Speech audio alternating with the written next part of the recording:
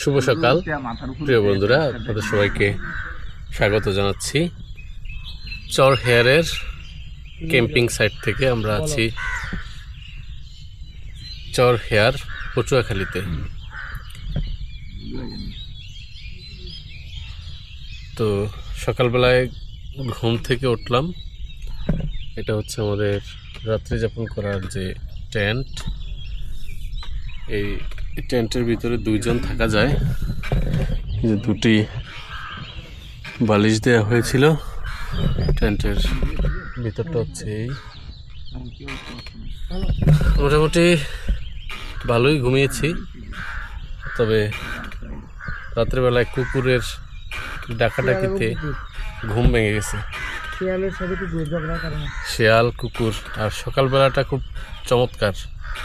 ঘুম থেকে উঠেই যে পাখিদের কলকাকলি, এটা খুবই ভালো লাগার মতো। ঘুম ভেঙেছে পাখির ডাকে, অনেকদিন পর কাক ডাকা, ভোর, সব মিলিয়ে সকালটা সুন্দরভাবে শুরু হয়েছে।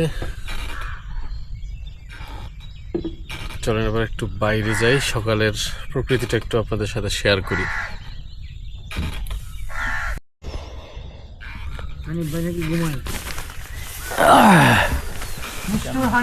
এই হচ্ছে আমাদের চর হেয়ারে রাত্রি যাপনের পর সকালের সুন্দর মিষ্টি হাওয়ায়। শুভ সকাল সবাইকে। আসসালামু আলাইকুম রহমতুল্লাহ। ঘুম কেমন হলো? ঘুমের সাথে সাথে ফজর নামাজটা হয়ে গেছে। গুড, মাশাআল্লাহ, আলহামদুলিল্লাহ। এই 3টি টেন্ট দেওয়া হয়েছিল আমাদের জন্য। আমরা 6 জন ছিলাম, দুজন করে এক টেন্টে। এটার ভিতরে আছে হলো আমাদের হানিফ চৌধুরী। কি অবস্থা? ওঠো ওঠো ওঠো, আমরা সূর্যোদয় দেখতে যাবো। ওঠো, আশা ভাই আছে এটার ভিতরে। আশা ভাই কই?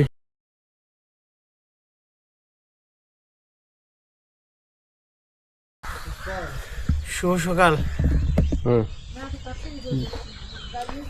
সবাইকে, স্বাগত জানাচ্ছি নতুন আরেকটা ভোরে চর হিয়ারে।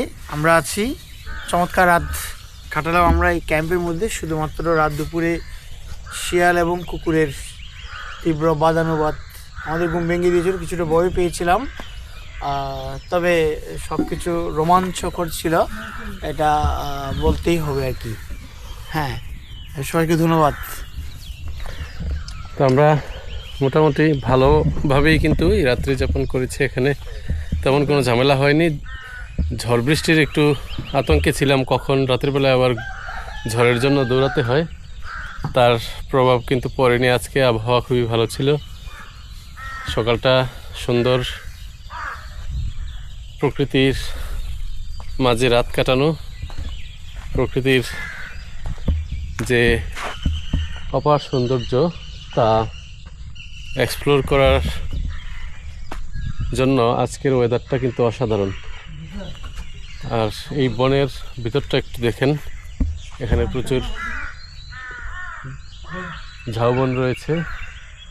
আর এখানে ঠিক ওদিকেই কিন্তু রয়েছে শৌচাগার। 2টি শৌচাগার রয়েছে, আর একটি শৌচাগার ওই পাশে রয়েছে। তো সকালবেলা ঘুম থেকে উঠে এ নিয়ে কোনো প্রকৃতির ডাকে সাড়া দিতে কোনো দুশ্চিন্তা করতে হয়নি। মোটামুটি ভালোভাবেই কার্যক্রমগুলো শেষ হয়েছে। চলেন আমরা সূর্য উদয় দেখতে যাই। সূর্যোদয় দেখার জন্য বিচে যাচ্ছি, যদিও সূর্যোদয়ের যে টাইম সেটা কিন্তু চলে গেছে। ঘুম থেকে উঠে ওয়াশরুম সেরে সূর্যোদয় দেখতে দেখতে সূর্য এই যে আমাদের মাথার উপরে চলে গেছে। তো এখন বাজে 7টা, 7:45 বাজে। সূর্য তো অনেক আগেই উদিত হয়ে গেছে, সে কারণে সূর্যটাকে উদিত অবস্থায় আমরা দেখতে পারলাম না। এই জন্য একটু খারাপ লাগছে, কারণ এত চমৎকার একটা সূর্যোদয় দেখার সুযোগ ছিল, সেটা মিস করলাম। যাই হোক, তবে সকালবেলার এই যে চর হেয়ারের যে প্রকৃতিটা, এটা কিন্তু খুবই বিশুদ্ধ স্নিগ্ধ একটি সকাল, মিষ্টি রোদ আর মিষ্টি হাওয়া দুটোই রয়েছে এই সৈকতে। আর এই যে এই পাশটা একটু দেখুন, এই পাশটা কিন্তু সামনে যে বন রয়েছে, বনের ওই পাশটাতে কিন্তু যাওয়া যায় না, হাঁটার উপযোগী নয়। কিন্তু এখান থেকে ঠিক ওই পাশ থেকে এদিকে যতটুকু যাব মোটামুটি 2 কিলোমিটারের উপরে রাস্তা, বিচ রয়েছে, সৈকত রয়েছে, যেটা পুরোটাই কিন্তু বালুকাময় সৈকত। আর চরহেয়ারের সকাল সকাল ঘাটে আমরা কিছু ট্রলার দেখতে পাচ্ছি, মাছ ধরার ট্রলার, যারা মৎস্য আহরণ করে নৌকা ভিড়িয়েছে। এই হচ্ছে আমাদের চরহেয়ারের সূর্যোদয়। সূর্যের রক্তিম আভা ছড়িয়ে আমাদের পৃথিবীকে আলোকিত করেছে। আমরা সেই মিষ্টি রোদে সৈকতের বেলাভূমিতে প্রকৃতির যে আপন সৌন্দর্য, স্রষ্টার যে আপন হাতের তৈরি এই নিসর্গ প্রকৃতি, সেটা উপভোগ করছি। আর এই যে বনটা, এই বনের ভিতরেই কিন্তু আমরা গতকালকে ঘুরে বেরিয়েছি। ভিতরটা আসলে অসাধারণ। আর সৈকতটা একটু দেখুন, এই জায়গায় দারুণ, একদম পরিচ্ছন্ন একটা সৈকত। এখন ভাটা, পানি অনেক নিচে আছে, জোয়ারের সময় পানি অনেক উপরে চলে যাবে, অনেকটা উপরে চলে যায়। যেখানে এই ট্রলারগুলো জোয়ারের সময় এখানে বাঁধা ছিল, এখন ভাটা হওয়ার কারণে আটকে গেছে চরে। আবার যখন জোয়ার হবে তখন ওরা নেমে যাবে।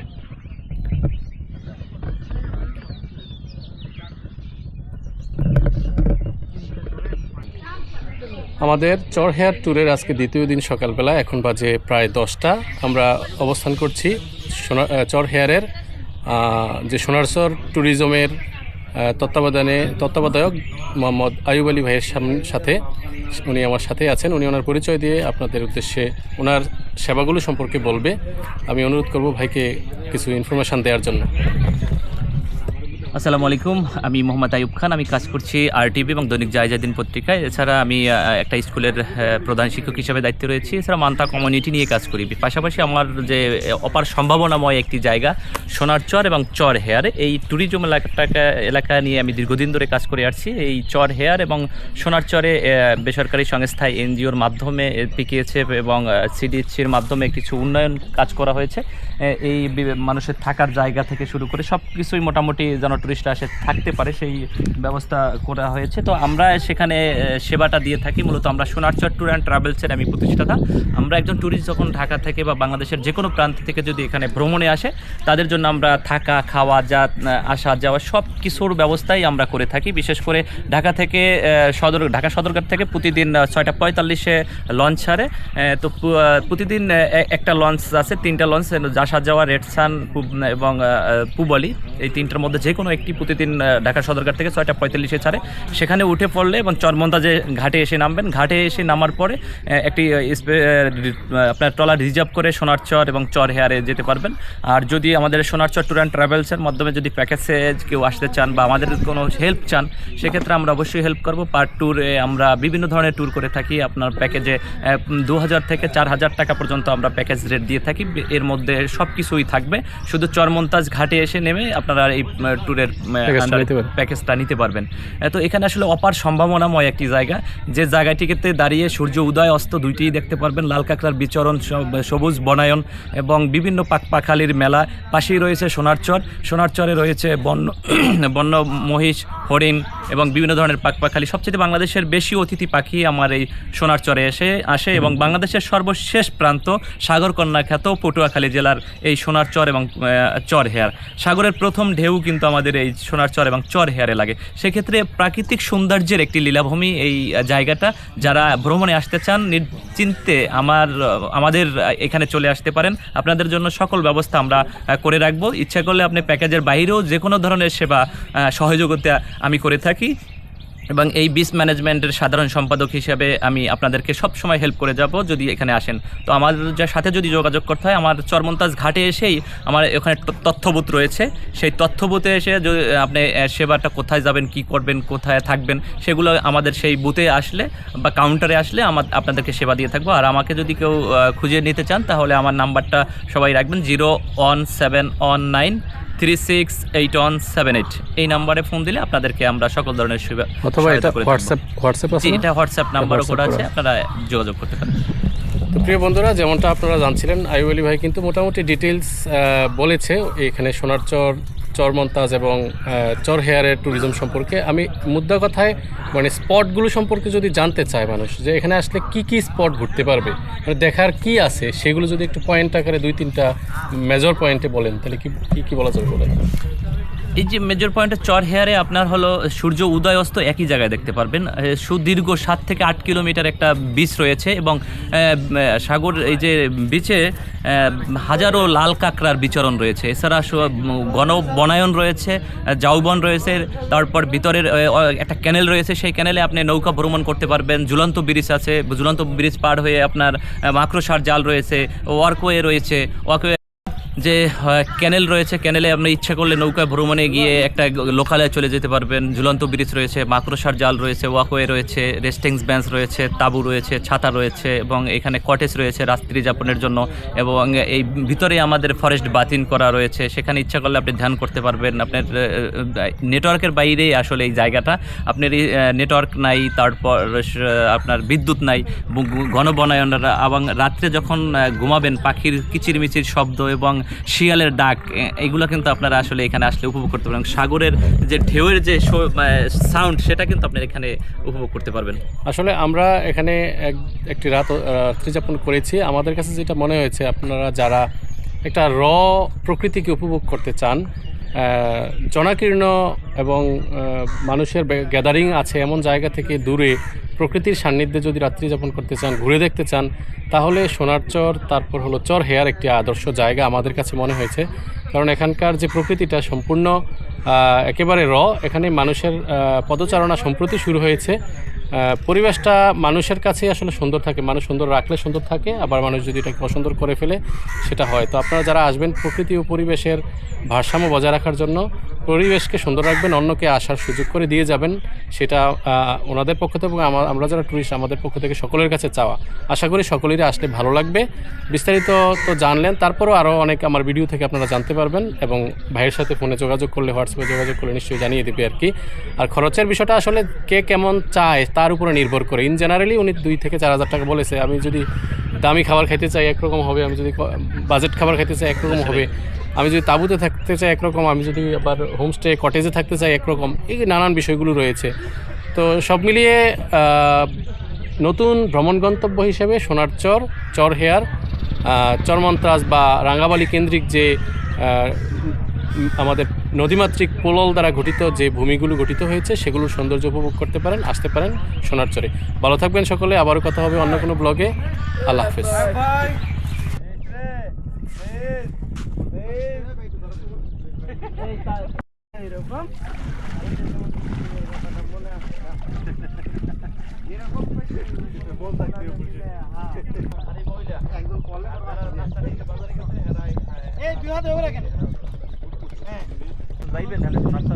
আমরা কিন্তু সোনার চর হয়ে যাবো। পাইছেন?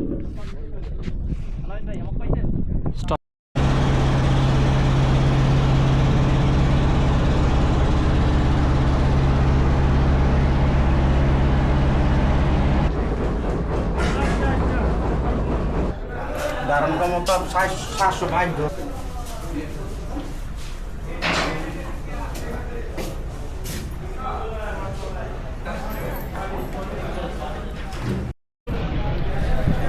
আমরা চর হেয়ার থেকে 1 ঘন্টা ট্রলার জার্নি করার পরে এই ট্রলারটি দিয়ে আমরা আসলাম। এখন আছি চরমন্তাজ যে লঞ্চ ঘাট রয়েছে সেখানে, BWTA ঘাট। এই লঞ্চটি আজকে 1টা বাজে ছেড়ে যাবে সদরঘাটের উদ্দেশ্যে।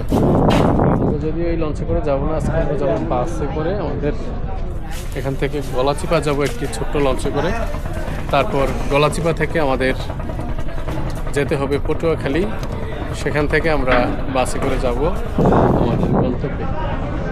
এটা হচ্ছে লঞ্চের একেবারে যে পার্শ্ব লাইন। যারা আসছে তারা লঞ্চে প্রবেশ করেছে, যারা লঞ্চে যাবে তারা অনেকেই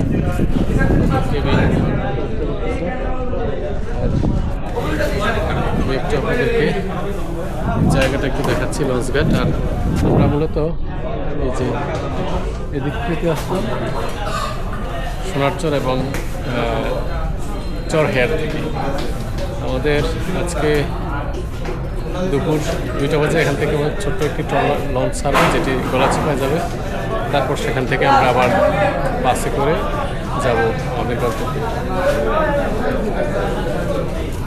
এই ছিল সোনারচর থেকে চরহেয়ার থেকে চরমন্তাজ লঞ্চ ঘাট পর্যন্ত আমাদের আজকে জার্নি। চলুন ভিতরে যাই।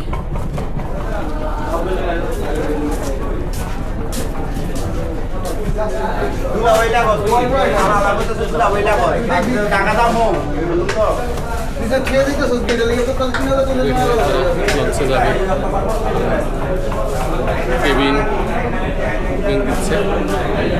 এখানে লঞ্চের গ্রাউন্ড ফ্লোরের ডেকে আমরা আছি। চরমন্তাজ থেকে তরুণ যাচ্ছে বিভিন্ন জায়গায় রপ্তানি করার জন্য। হচ্ছে বালি।